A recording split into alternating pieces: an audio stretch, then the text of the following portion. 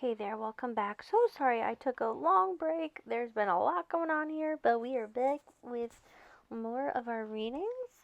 We are on chapter 5, Love, Trust, and the Adoptive Mother. And this is from the Primal Wound, Understanding the Adopted Child by Nancy Newton Verrier, as you can see above in the picture. She starts off with a quote: "The child who is placed with adoptive parents as soon after birth misses the mutual and deeply satisfying mother-child relationship, the roots of which lie in that deep area of the personality where the I cannot read sociological and psychological are merged both for the child and for the natural mother. That period is part of a biological sequence, and it is to be doubted whether the relationship of the child to its postpartum mother, it is subtler effects, in its subtler effects, can be replaced by even the best of substitute mothers, and that is by Florence Clothier. Clothier? Anyway, the limitations of the adoptive mother. Clothier made this observation 50 years ago, so that was back in the 1930s, 1940s, around that time. Clothier made, was her voice lost in the wilderness? It was 25 to 30 years later that the professionals such as Donald Winnicott and Joseph Chilton Pierce began to say the same thing. There is something special which happens to prepare a mother for the birth of their baby. A sequence of events which begins at conception and cannot be learned or acquired by even the best of substitutes. The adoptive parents, who have been waiting for a baby and feel ready to love and nurture them, come into the picture at a disadvantage. In fact, there are 4 areas of concern which they may not have been made aware. The first being the mother has not had the benefit of the 40-week preparation period of gestation. 2. Neither parent may have been alerted to the fact that the baby had suffered a trauma upon having been separated from their biological parent, mother specifically. 3. Most adoptive parents have not dealt with their own feelings about their own losses, including the loss of fertility. That is a big one for us as adoptees. We always note that just because you're adopting doesn't mean that it solves infertility issues, and always seek therapy. That should be mandated. Number 4, those who already have biological children may not have adequately explored their reasons for wanting to adopt or the impact this will have on their family life. So, yes, adoptive children don't just need love and nurturing, we need a lot more. And adoptive parents are not well prepared. There's no training, there's no, therapy mandated. They're not trained to assume that we don't already have a traumatic response. We're not allowed to grieve, even as babies. And it's so frustrating when people think that just because it's a newborn, they don't already have this trauma. Separation from birth is both traumatic on the mother and the baby. But we ignore both of their cries. Now, in the mother, it's like, oh, well, you did it because you love the child, or, they get some other comments, some nasty ones.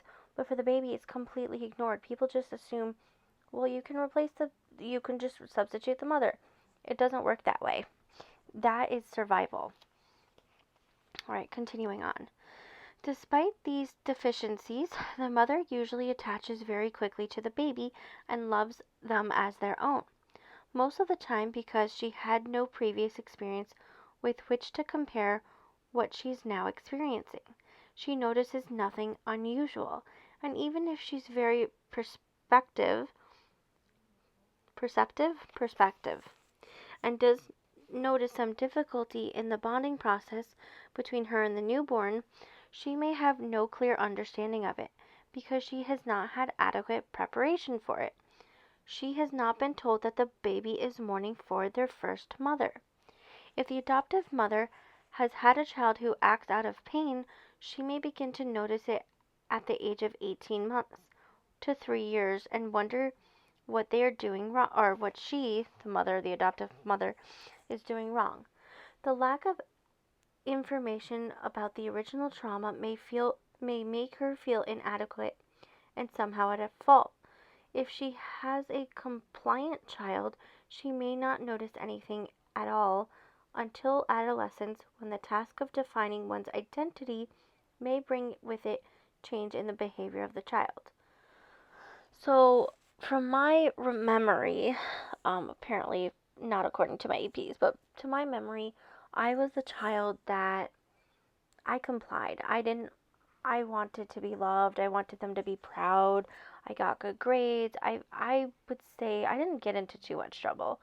Um, you know, I wasn't acting out of defiance, let's put it that way, until I was, I want to say like 17-ish. That's not to say I wasn't dealing with things. I absolutely were. Um, but there were other pieces of it. But that is a trauma response that we did cover in chapter 4. So, there are trauma responses, and it's very important to be aware, both as a first parent, an adoptee, and as an adoptive parent. Because, everyone has their own trauma and own trauma responses, but if you can recognize it within yourself and for your child, you're better off. In any case, the relationship with the mother, whether conflicted or compliant, is the most crucial and the most ambivalent relationship for the child. She is the person to whom the child, wants most to connect with, and the person with whom it seems most dangerous. A mother can't be trusted. She may be an abandoner. So we talk about this with the first, with first parents. It's usually on the the biological mother, right? And we don't often talk about the biological father and what their role is. I've also noticed that in a lot of adoptive parents, it's usually the woman who has more of the jealousy issues and can't relate best to the child, whereas the adoptive father is a little bit more understanding, and is a little bit more supportive. Sometimes, I would say sometimes they also support the AP mother in their feelings and try to protect the mother instead of realizing that the child needs help. Which is a whole other problem in itself, but it usually stems from one of the mothers, whether it's biological or adoptive. Anyway, who is the abandoner? Herbert Wider claims that often the confusion about the meaning of adoption as a process is reflected in the child's confusion about which mother is which. The child confuses the adopting mother with the abandoning mother and mistakes the term adoption for abandonment. I wouldn't say,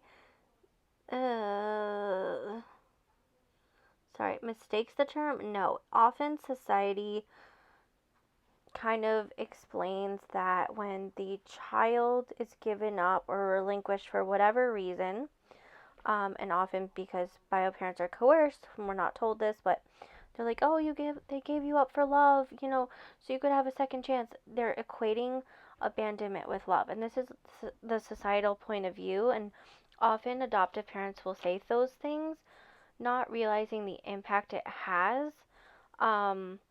So I shouldn't say it's on the adoptee, but it's on society and those that surround the child.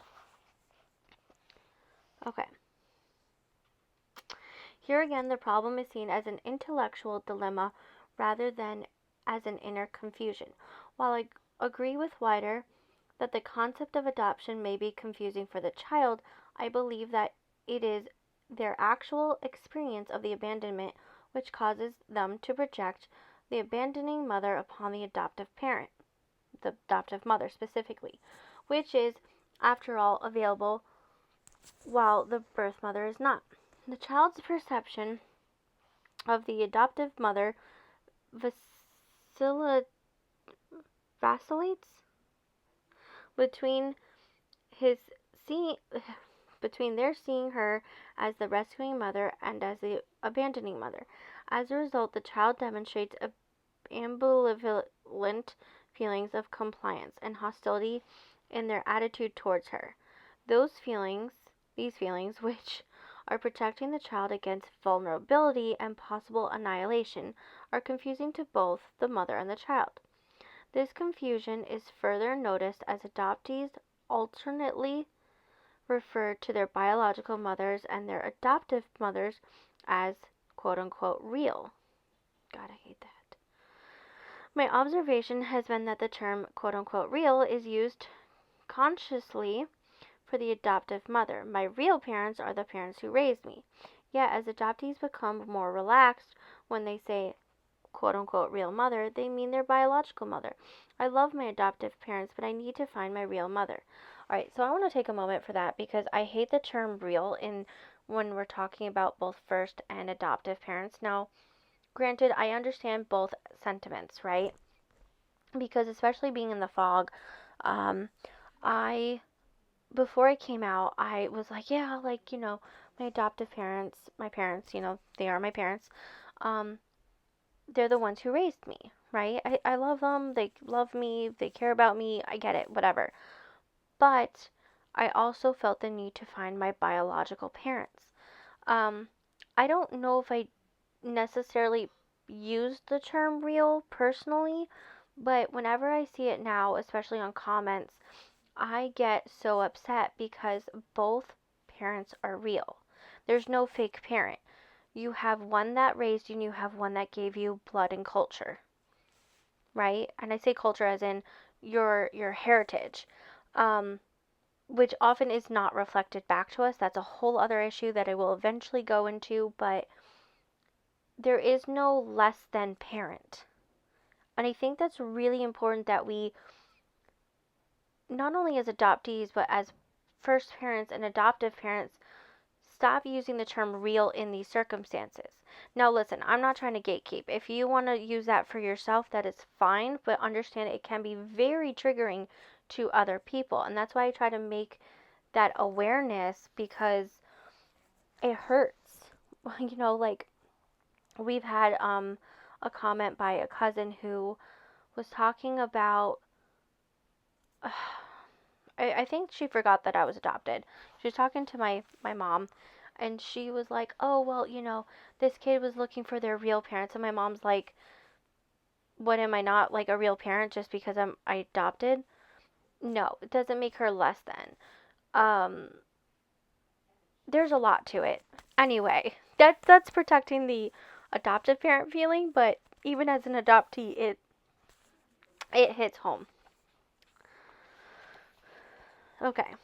Even if the child recognizes that the adoptive mother is not the abandoning mother, she certainly could become one. After all, if it happened once, it could happen again. Frederick Stone points out that the question, whether spoken or unspoken, why did my own mother not keep me? It is always followed by the unexpressed but equally anxious, if she could do that, what about you? I feel that. Definitely asked her that question during reunion. Okay, splitting. The question was who was the abandoner, and the subsequent projection onto the adoptive parent. The role of the abandoner is often experienced as a phenomenon called splitting, in which a child assigns all good attributes to one set of parents.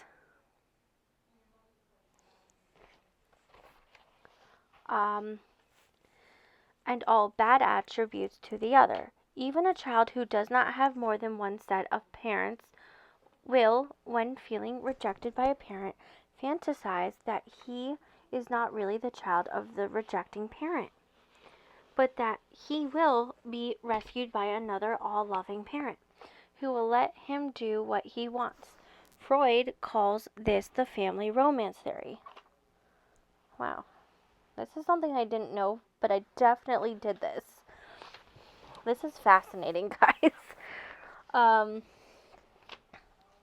this fantasy takes on more reality for children who actually do have two sets of parents.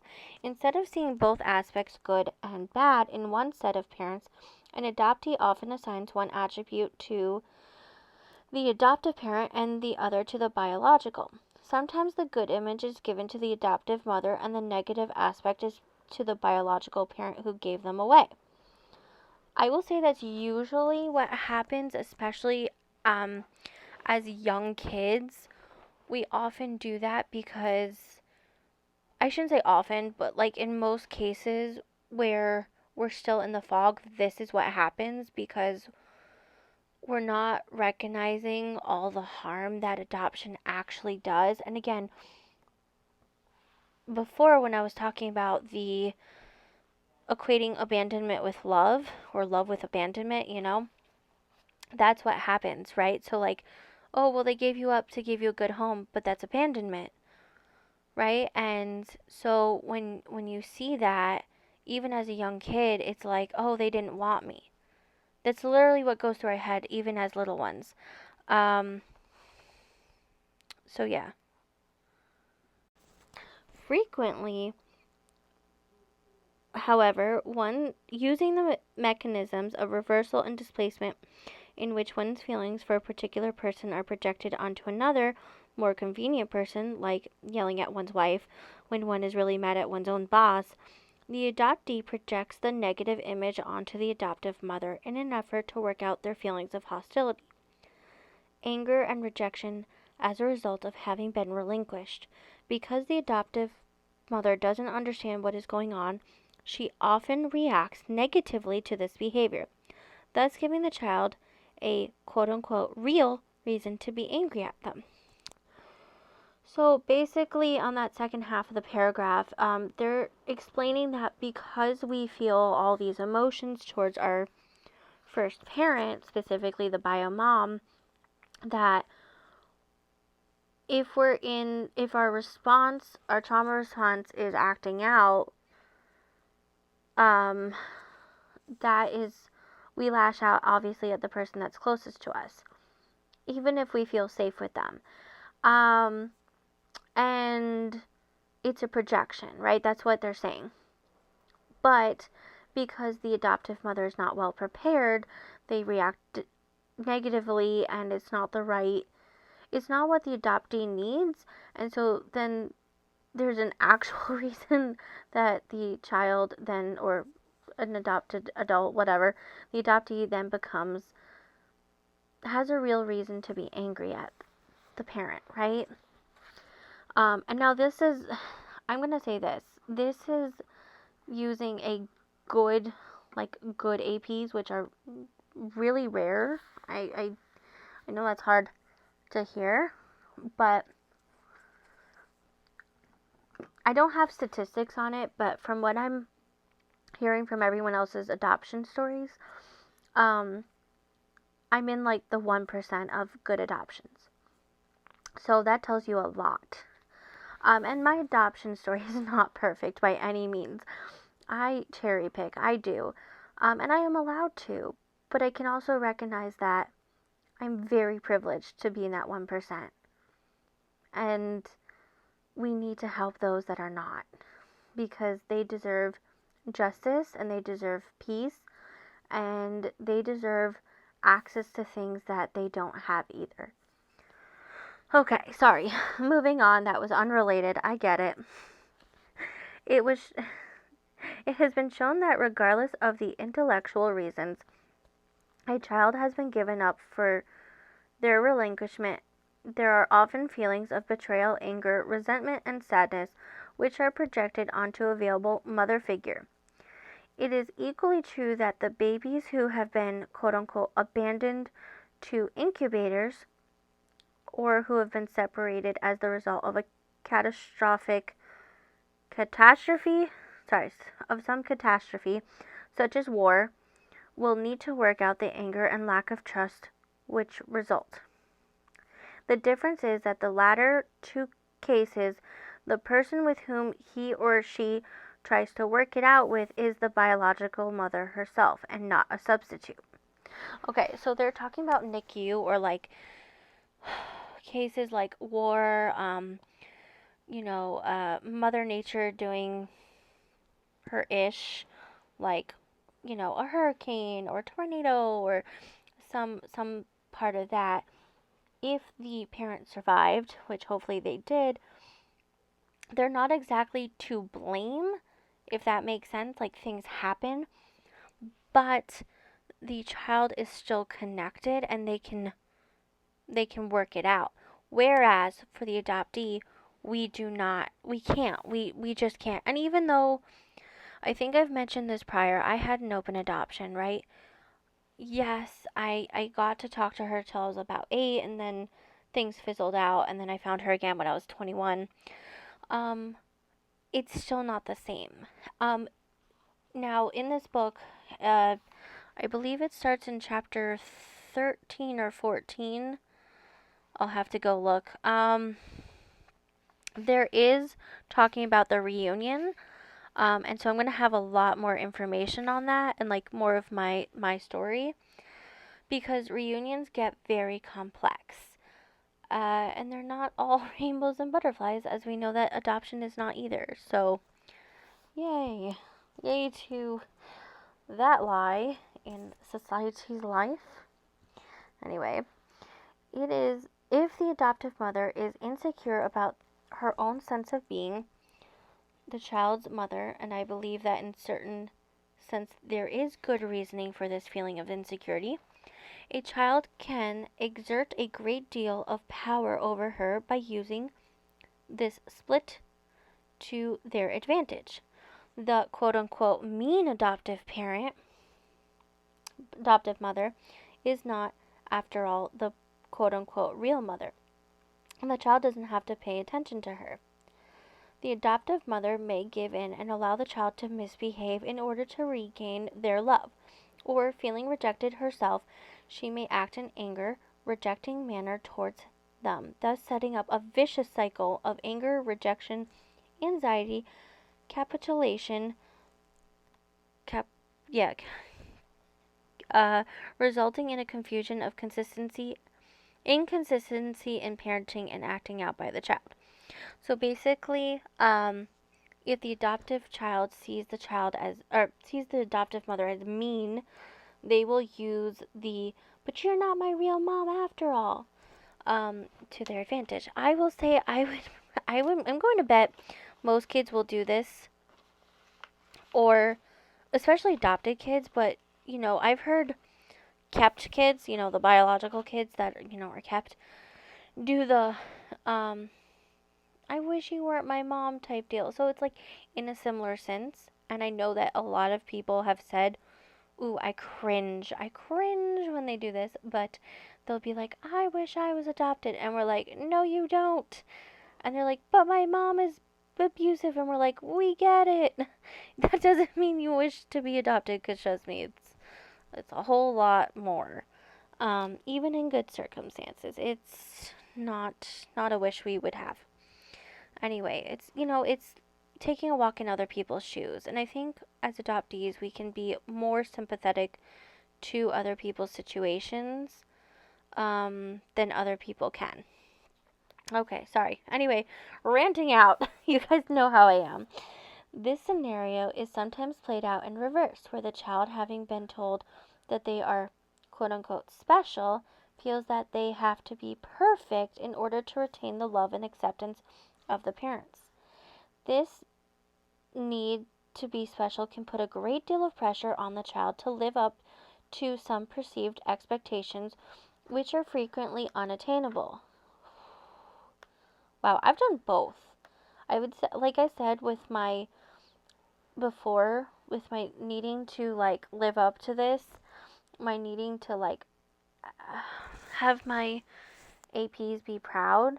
And I still feel this way, by the way. Like, I'm 30 and I feel this way still. It hurts.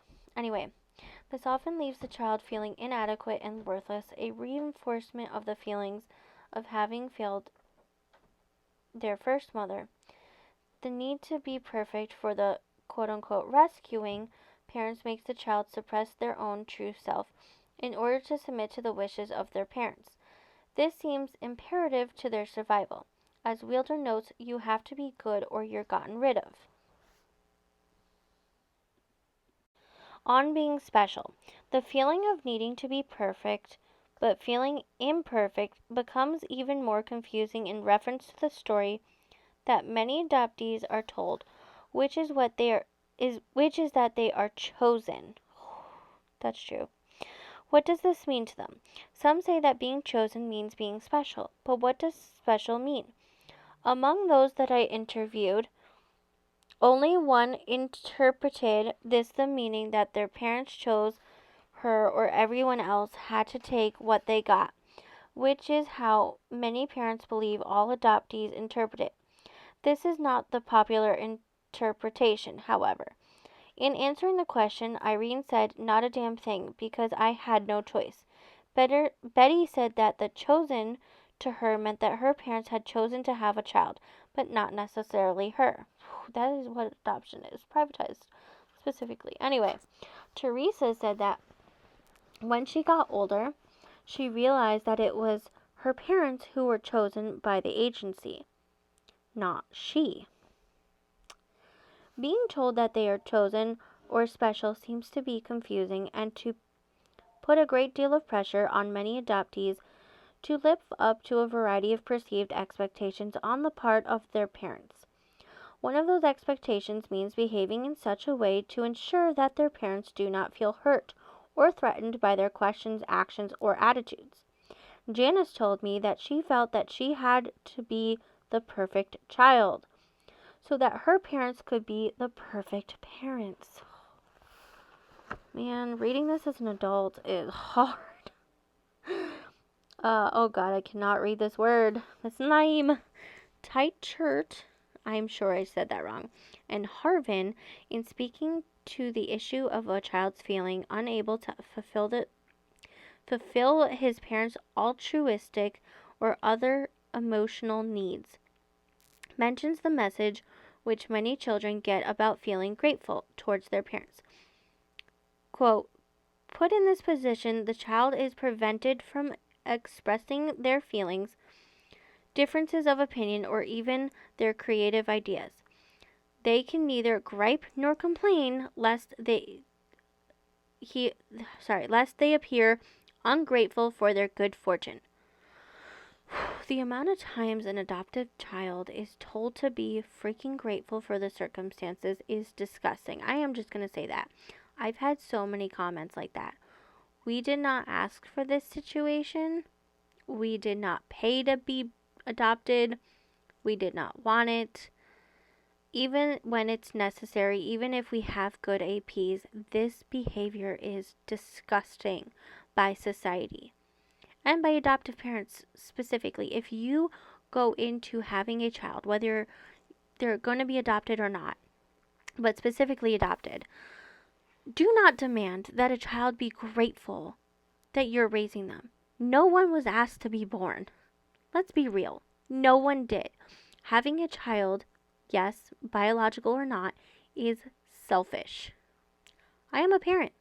I admit this. It is selfish needs. Their needs need to be put before yours. Their emotions need to be put before yours. Okay, I said what I said. Moving on. Many of the adoptees with whom I talked felt grateful that their adoptive parents were providing them with a home and family. Some adoptees responded to this gratitude by trying to prove that they were worthy of their kindness. They were high achievers among the adoptive population, who feel the need to get more than one degree, to strive for more and more approval, only from their parents but also from society, as if to justify their existence. Internally, however, high achiever or not, the burden of this obligation to be dutiful and thankful for their adoption may either make a child cautious and unable to express their needs or feelings, or it may make them feel or it may make them seem indifferent and callous. In any case, it may cause him to view his different or their differentness as undesirable and something about to which to be ashamed. Whew, sorry guys. There's so much to take in on this. Denise voiced what many feel: being chosen by your adoptive parents doesn't mean anything compared to being unchosen by your birth mother. This feeling of being unchosen sets the adoptee up for many roadblocks to normal emotional development. So basically the abandonment. It can be both. And that's often what we're being told, and it's very confusing for the child.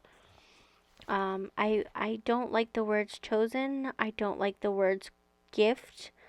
I don't like the gratefulness. I don't like the real. There is a list of words I honestly hate in these perspectives. Obviously, I don't hate to use them overall, because I think just in the adoptive and foster care realm, they should not be used. You know, it's kind of like, those are the situations you don't use those words for. Anyway, images of love and hate. One of the areas of development where this is noticeable difficulty is in the task of integrating the feelings of love and hate into one person.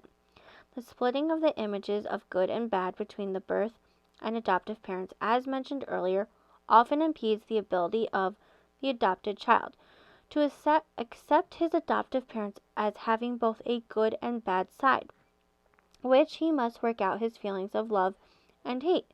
It also hinders their working out these feelings towards themselves. Adoptees tend to have split the images of good and bad, not only for their parents, but often for themselves as well. Many adoptees have told me that they see themselves as having an innate badness or flaw, which got them kicked out of paradise in the first place, and which threatens to trigger another rejection. Oh man, this hits home so bad. They see themselves as unloved and unlovable. Even if this is not I can never say that word. Conscience, it will be evident in their relationships with others. So, God, this is going deep, and I'm letting you guys in. I'm kind of ashamed of this, but yeah. My adoptive parents have definitely threatened kicking me out. I know they wouldn't, but that hurts so bad. And there are times where, as good as they are, I want to go no contact. And sometimes I feel like when I praise them, I'm telling a full lie. They are good. Trust me, there's many good qualities. But there are also some bad. They make mistakes. People do, but I don't think they fully understand the impact it has on me. Even as an adult, and they say those things. Yeah. Okay. The need to be good often causes adopted children to be hyper-vigilant, which means that they are constantly assessing the climate of which the environment in order to know how to behave. So basically, they're masking. They feel as if their security within the family requires it. This need to be vigilant in trying to determine what is expected of them feels like walking a tightrope or walking on eggshells to many adoptees. Oh, that's the truth. Or as Joan puts it, it's like walking on a narrow ridge in the middle of the Grand Canyon. Ready to fall at any point. That's a good analogy, honestly. The anxiety which this provokes sometimes leads to exaggerated behavior. Allison, who never caused problems for her parents and who says that she always felt loved in her family, nevertheless describes her relationship with her mother as love-hate. She says, "My anger at my mother was way out of proportion to what was going on. I would just explode." She would sometimes get fevers when she would flip out.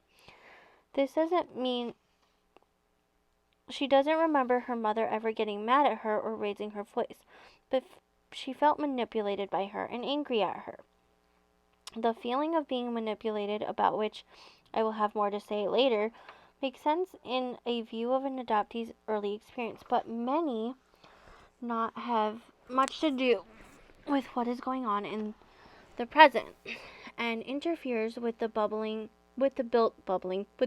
of trust, a matter of trust. In his work on the life cycle, Erickson tells us that the first crucial stage of healthy human development is trust versus mistrust. One of the ways a baby learns to trust his own sense of goodness and in his mother or their mother to be there for them in the sense of security they derive from her meeting their needs, both physical and emotional. Here again, the adoptive mother is at a disadvantage because the infant has already experienced the mother as not having been there. The environment is hostile. The mother can go away. Love can be withdrawn, and aspects of the self can be lost. She, therefore, cannot be trusted. The lack of trust is demonstrated over and over again in adoptees' relationships through their lives. There is always the expectation, beginning with the adoptive mother, that the loved one will go away. Caroline puts it this way: intellectually, I knew that my mother would not leave me. After all, she never gave me any reason to doubt her. But in my heart, I didn't believe it. She could leave, if I didn't toe the line. It's the same with my women friends. I'm constantly surprised that they remember me. I think if they're not with me, they'll forget me. Love is dangerous. This inability to trust the performance of the mother-child relationship may also be the root of many adoptees' failure to feel love and affection from their adoptive mother. Yep, that is how I feel. Like, I know that my parents love me, but I don't feel it. And that's really, really hard to say, and it's really hard to experience. Okay. No matter how much or how often a child is shown or told that he is loved, he is unable to believe it. One adoptive mother said over and over again, I show Anne how much I love her, how precious she is to me, but I always feel as if she doesn't believe me. There's some kind of barrier that I can't penetrate. Jennifer, who didn't feel loved by her mother, said, my mother took good care of me and gave me every material advantage, but she never hugged or kissed me. See, I get that, but still. I learned a lot from her, but so far as being a loving, demonstrative person, she wasn't. While it may be true that this was not a demonstrative mother, it might also be true, as was once the case between my daughter and me, that the adoptee was not able to allow her mother to be affectionate, but needed instead to keep a distance as a way to be less vulnerable. Sorry, that's just, I can relate too hard to this.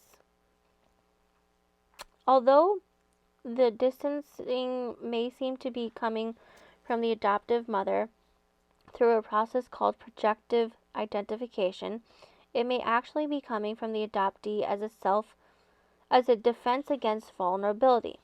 My experience with my daughter is a case in point. I wanted to hold and cuddle my daughter, but she seemed uncomfortable whenever I did so. As a baby, she wanted to be in a vertical position most of the time, and wiggled around when I tried to rock her in the rocking chair, or to hug and kiss her. I once mentioned this to an adoptee named Jerry, who noted that it was different when we were in public, where my daughter became very affectionate herself, and allowed for more closeness from me. I said that I attributed this to her feeling that we couldn't get we couldn't get too close in public. But Jerry said, "Oh no, I know what she's doing. She knew you wouldn't dare reject her in public, so she could allow her true feelings and needs to surface. One learns from those who know." Wait, what? Okay, sorry,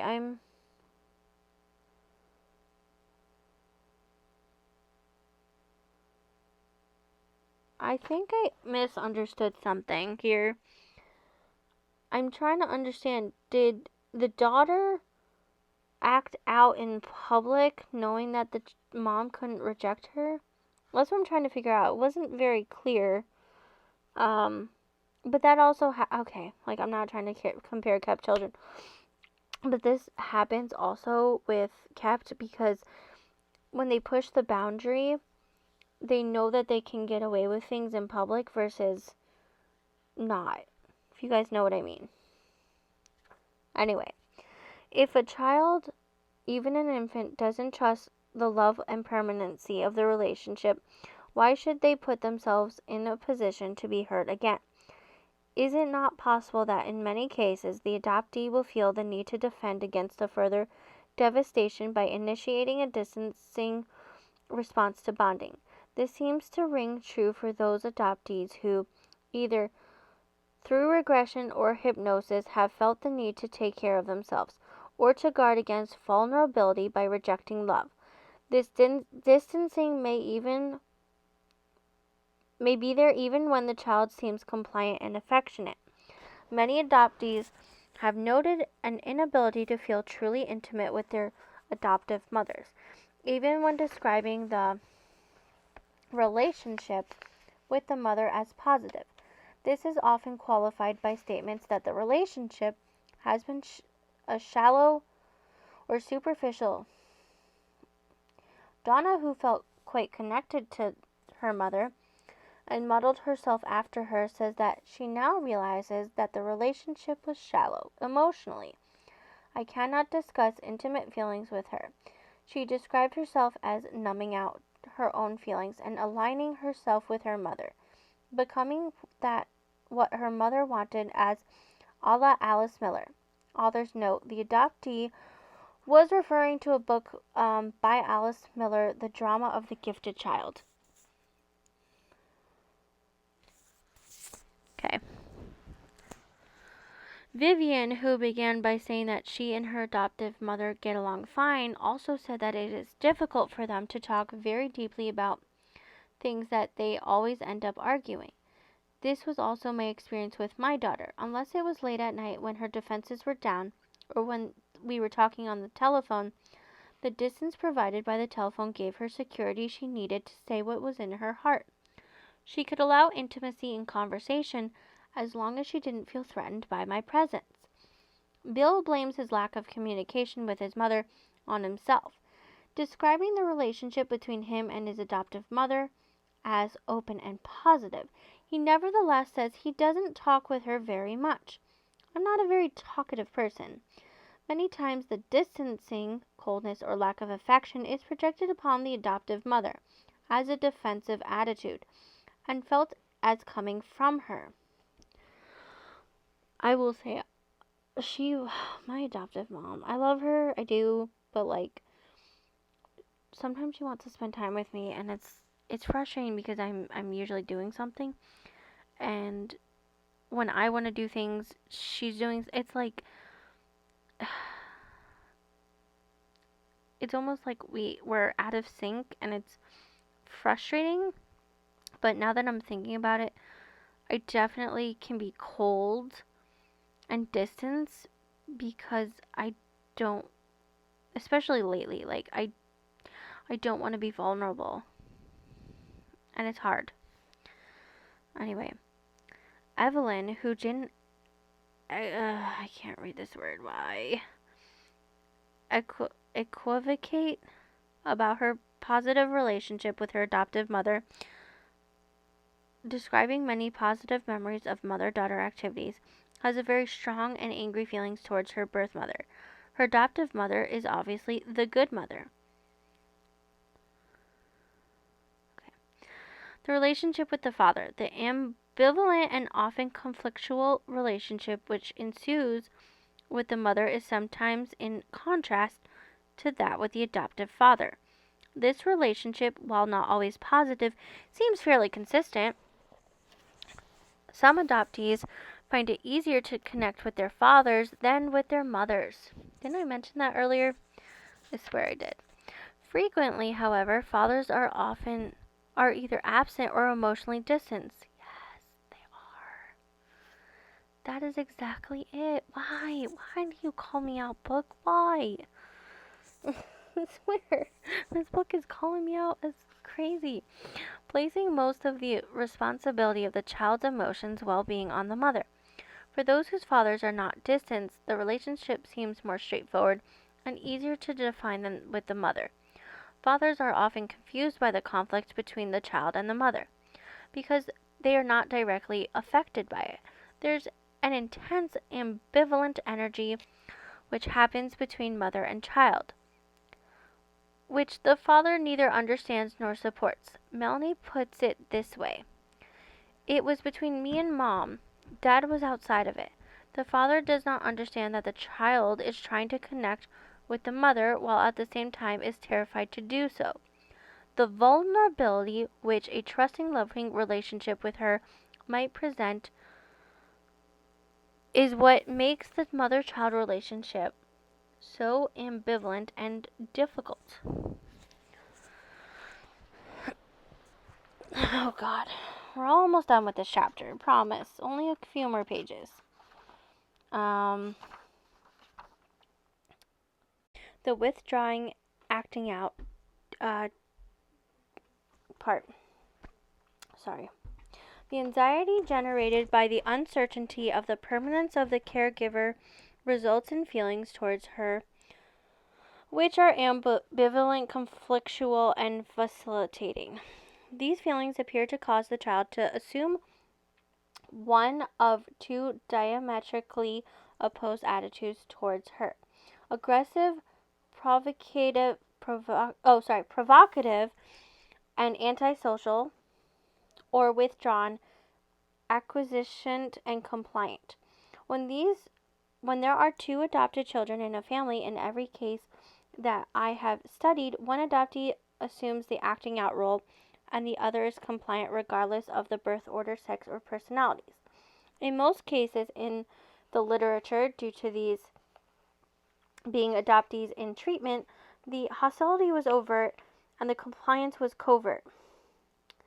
For most of the adoptees I interviewed, however, it has been the other way around. They act in their families in an acquisition and compliant manner. The anger and hostility are there, however, and burst forth unexpectedly at times. Andrew describes it this way: I would be withdrawn and quiet, then all of a sudden do something off the wall, which everyone would consider he was not being himself. The problem is that, as with many adoptees, the not being himself part is the way he actually feels a great deal of the time, but can't express for fear of rejection. Francie refers to her withdrawal as hiding out. The hiding out, numbing out, or living the false self may seem a rather of survival. Roberta, another adoptee who acted compliant as a child, says that at about third grade she became very angry. Something darkened. There was a psychological and emotional shift. These feelings seemed dangerous and needed to be kept hidden. After having been in therapy for 5 years, Roberta mentioned to her therapist that she was adopted. He dismissed this as unimportant since she had a good adoptive parent.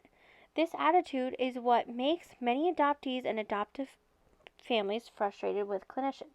Okay, so on that part, always seek an adoption trauma-informed therapist. There is a special training for them to go through, but I highly suggest it. I was very lucky that I found my therapist pretty quickly. I did use Psych Today, and I did ask her about it, and she is well informed, and she is suggestive to reading. She's actually reading this book now with me, or for me, I should say, technically, and it's helping her other clients which is amazing. But not all therapists are going to fit that the right fit, right? Always seek out, like, okay, if you're having fertility issues, seek out a fertility therapist, right? If you're LGBTQ, seek out someone that's informed on LGBTQ issues, because there's a lot of problems within the therapy thing. I'm not saying all therapists are bad, but if they're not informed on it, they can't help you through those circumstances. And even if they are informed, they're not necessarily going to know everything, but they should be willing to research. All right, moving on. The nurturing mother, despite the limitations placed on the adoptive mother, she can and does make a big difference in the life of the child. Although she cannot erase the scars left by the original separation, she is the nurturing mother, the mother who feeds him, rocks him, or them, kisses them, skin knees, helps them with their homework, and goes with him to select a gift for their girlfriend or boyfriend or significant other. She does that with which the birth mother cannot do. And in most cases, she does it well. Okay, so when she says most cases, I'm going to actually disagree on that. As I said before, 99% of adoptions do not have a good, loving, nurturing parent. I'm going to go through statistics pretty soon on that, but yeah, I'm going to disagree on that part. Anywho, some adoptees have told me that after being reunited with their birth mothers, that despite the pain of having been relinquished and growing up in a family of people unrelated to them, they have felt that they were given better opportunities than otherwise would have been available to them. One has to keep in mind that this is an intellectual assessment and has to be balanced against the immense psychic pain of the original separation. Alright, so I'm going through this now. I do think I am in a better place, right? And I say this because I have all the facts, right? I know where that they grew up. I know the circumstances that each, my birth mother and my birth father, were in. I still have yet to talk to him, but I'm learning more. I've seen the criminal records. I've seen where they live. It's bad, right? Only I get to determine that it's better. And that's the thing. It's an individual experience. In privatized adoption, right? Specifically, 95% of privatized adoptions were not necessary. It was a temporary situation. Now, could my birth mother have been in that temporary situation and got me back? Yeah, would that still make it better? Probably not. And that's okay. That is okay. I recognize that as an adult. However, that primal wound that we are talking about, that child self, you can't negotiate with that. Unfortunately, that's not something you can do. Okay. The right to selfhood. Part of this pain has to do with the adoptees not being allowed, or their perception of not being allowed to be themselves. As Stephen Nickman points out, it is reasonable to believe that an adoptee will be different from their adoptive parents because of their need for self-definition and their inability to identify with either of their adoptive parents. An adoptee may even be more prone than other children to rebel against parental expectations, which may be completely at odds with that which they perceive to be true about themselves. The problem of not being allowed to be oneself can exist in biological families, but the adoptive families where there are separate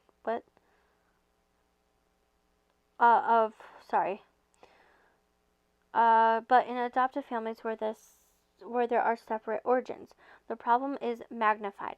Many times, the only way in which a child can feel secure in their environment is to do what is expected of them and inhibit their true sense of self. This attitude of conformity and compliance was voiced by many of the adoptees whom I interviewed. Victoria said that she knew that she would not please her parents unless she became an attorney, which she tried to do, but this felt like the farthest thing from her core being. I felt that I was acting out of my father's wishes for himself and that he had no idea who I was or what I might want to be for myself. Jim, who rebelled against his father's wishes, said, I would sit for hours at the piano knowing that my father would rather have had me playing baseball. But that wasn't me. I just couldn't do it, even though I knew that I was disappointing him. Sometimes there's a sense of responsibility toward the unborn natural child of the adoptive parents. Dorothy I says that she always tried but never quite lived up to my mother's expectations of what her own daughter would have been like. Ooh, that line, that word, own. Ooh, that's telling. Not a good word as well to be used in adoptee and foster care spaces, specifically by parents, whether it's first parent, adoptive parent, or foster parent, because the own is the ownership. Okay. The burden of trying to live up to some perceived expectations, whether real or imagined, may exacerbated the ambivalent feelings many adoptees already have toward their adoptive families and toward their adopted status in general. In my conversations with adoptees and their parents, it is clear that sometimes the adoptees' perceptions are correct, and sometimes they are more a reflection of their own feelings of inadequacy which they are projecting upon their parents. Here's the summary. Because there is a reason to believe that during gestation a mother becomes uniquely sensitized to her baby, it is to be questioned whether it is possible for the adoptive mother, lacking the special preparation to bond with the baby in the same way as their biological mother might have done. In addition to this, the child's experience of abandonment causes them to mistrust the performance of the present caretaker and defend against further loss by distancing themselves from her. This often causes the adoptive mother to feel rejected and to act in an angry, rejecting manner towards her child, setting up a cycle of rejection and inconsistent treatment and behavior. The question of who is the real abandoner is sometimes confusing for the child, since most often they have no conscious memory of the birth mother. The role of the abandoner often gets projected onto the adoptive mother as the child tries to express their rage at having been abandoned. In doing so, they often split the images of good and bad parent between the two sets of parents. They seek to protect themselves from further rejection by distancing themselves from intimacy with the adoptive mother. Despite his ambivalence toward her, an adoptive mother can make a big difference in their child's life by giving them love, care, and nurturing, which the biological mother is unable to do so. Since in most cases the child has no connection to the birth father, the adoptive father, at least as a symbol, is not seen as dangerous. There's obviously cases that go against that, but overall, we're talking overall generalization here. The relationship with him is less conflicted and ambivalent than with the mother. Anxiety, which is produced by the uncertainty of the performance of the mother figure, is sometimes expressed in disguised form and often manifests itself in two diametric behavior patterns: provocative, aggressive, impulsive, or withdrawn, compliant, and acquiescent, where there are two adopted children in a family. They appear to assume a polarity in their overt behavioral patterns, no matter what their personalities are like. Both are wounded, but each is responding to the pain and anxiety in a different way. Each has the same wish for love and acceptance, and each has the same fears of rejection and abandonment. One pushes for the inevitable, and the other guards against it. In neither case is the child operating from the true self, but from a false self, which helps protect them from further hurt, rejection, and disappointment. It is very difficult for the adoptive mother of a newborn baby to take in the concept of the primal wound. It is abhorrent. It is heartbreaking. It is something that she would rather not think about. And many adoptive mothers don't think about it. The mother sees what looks like a normal baby, a baby who in many ways is normal, and later it sees a laughing, happy toddler. And she can't believe that this child is aching inside. But if she is really alert, if she is truly attuned to her child, she will notice the sadness, the pain, the fear, and in so noticing, she will better be able to help him, to allow her to love him, and for him to love her in return. Okay, so I'm just going to, obviously this is the end of chapter 5, but take a pause of a moment, because love is not enough. And I keep trying to say this. It's not enough, and people assume it is. And yes, recognizing those things, the fear, the love, the trauma responses, and understanding why a child does certain things, it does help, but it's not going to be perfect. And like I keep saying, even being in the 1%, there's so much more to it. When you're adopting a child, there's always going to be that trauma there. It was a traumatic event. Now, some adoptees will be like, well, I'm not traumatized. Look, they can have their own feelings towards their adoption, and that is fine. It is still deemed a traumatic event. Again, the trauma responses, which we will cover more of at a later date, these are the two extremes. And I'm sure they can relate if they actually listen to this, right? But they're in the fog, and it's dangerous to come out of. But I don't believe them. Like, I'm going to be honest with you guys. I don't believe them. As for the parent, when you're adopting or you're fostering, there's always going to be that trauma. And I know you don't want that for the child, but it is always going to be there. It is. It's not something you can get rid of, even though you want to. So being loving and nurturing and open and understanding helps, but also recognize that that won't go away. Anyway, thank you guys for listening. I will be posting chapter 6 hopefully tomorrow. But this has been quite a long day and I have a lot to get done. So I will see you very, very soon.